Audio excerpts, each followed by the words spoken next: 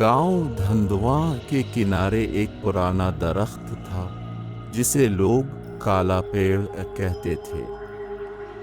दिन में वो आम सा लगता, लेकिन रात होते ही इसके नीचे से अजीब सी सिसकियां और औरत की दबी दबी चीखें सुनाई देती।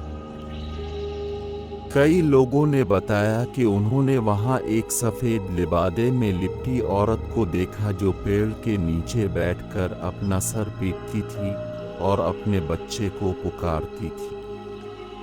मगर गांव वालों को सबसे ज्यादा डर इस रात लगा जब अकबर नामी एक लड़का वहां से हंसते हंसते गुजरा और कहा, ये सब बकवास है। इस रात के बाद अकबर गांव वापस नहीं आया।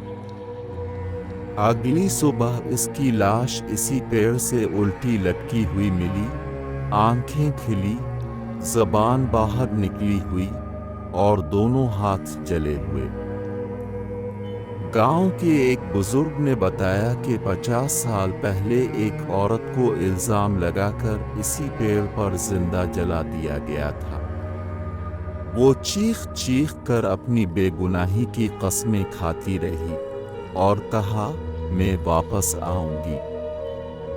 अब हर साल इस रात जब उसे जलाया गया था, लोग काले पेड़ के पास चीखों की गूंज सुनते हैं और जो भी हंसी में बात ले वो अगली सुबह जिंदा नहीं बचता।